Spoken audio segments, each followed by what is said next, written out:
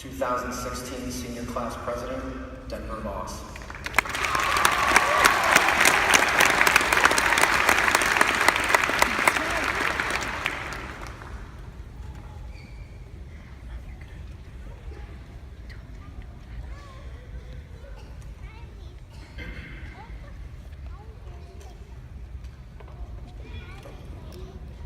Well, today is the day, but this day holds a different significance for every person sitting here today in the Steele Center. Some are overjoyed that high school is finally over. Others are devastated that these 4 years will end after today. But for most of us, I'd say it's rather bittersweet. For some, today marks the end of a formal education, and for others, it simply marks the first stepping stone in a long path of degrees. Today, we have friends, parents, grandparents, aunts, uncles, cousins, and countless others here to support us, and each one of them here just to scream as loud as they can to show that they love their student the most. Or maybe to blow their air horn, because you know that there's always one family that shows up with air horns. For the nerds like me, today marks the day that we can finally go add all of our teachers on Facebook, because you know they won't accept us until after we graduated. But regardless of who you are, today certainly marks the end of an era, especially for these 319 graduating seniors who have made some various life decisions that are approaching soon. Some will go on to serve our country in the military, many will go off to college or to get additional training, and others will go immediately into the workforce to start a job. Today certainly marks the last time that we will see many people, and without being forced to see everyone every day at school, it's up to you to decide which friendships will stand against the test of time and which ones will fade away. Right now, it's easy to get caught up on all the lasts. The last pop show, the last high school baseball game, the last band concert, the last time that we ever did the news, the last time that you'll ever walk in the hallway next to your best friend. But with all the lasts in our lives right now, we have plenty of firsts coming our way.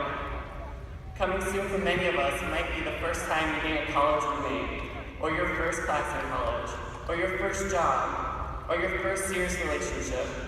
But like all good things, those will eventually come to an end as well.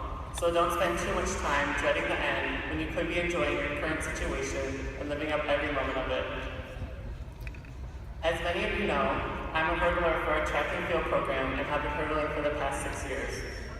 Freshman year, I had the privilege of being coached by Mr. Monty Parrish, who was also my 7th grade science teacher. Within the first week freshman year practice, he posed a simple question: which hurdle is the most important? Well, there's 10 hurdles in a race, so as a simple-minded freshman, I figured by the time I went down the line guessing each hurdle, I'd eventually figure out what he was looking for. But when it wasn't the first hurdle, or the second hurdle, or the third hurdle, or even the 10th hurdle, I couldn't figure out what he possibly wanted from me. How could the most important hurdle not be any of the 10? But the answer was much simpler and much more profound than I had originally realized. The most important hurdle is the next one. If you focus on a hurdle ahead of where you're at, then you'll lose sight of the next one at hand, and there's a good chance that you'll hit it because your focus isn't where it should be. Likewise, if you're thinking of a hurdle behind you that didn't go so well, then again, you're much more likely to hit the next one at hand with the potential for falling over it. And I learned all about falling over it from personal experience. Later on, I realized that this lesson is easily applicable to real-life situations. It's impossible to make a more perfect analogy to life than with the hurdle race. We're faced with obstacles in our lives that we all must overcome if we want the greatest result in the end. Sometimes in the hurdles and in life, we lose focus on the next hurdle in our path and we stumble. Sometimes we even take a major fall. But what makes a great hurdler is someone who's willing to get back up and finish the race. When life gets us down and things aren't going our way, we have to be willing to pull ourselves back up and make it to the finish line. So, to the Marion L Steele Class in 2016, I offer us a challenge.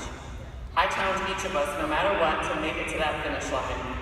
If you talk to any of the graduates sitting here today, we all have big plans and aspirations for our future, but you have to be willing to persevere until the end. Our class is amazing. I see such great potential around me, and it excites me to think of the great things that Steele graduates are going off to do in the world. But no matter what, no matter the places you go or the obstacles you overcome, we all started right here, right now in the same place, and will forever be Amherst Commons. Thank you.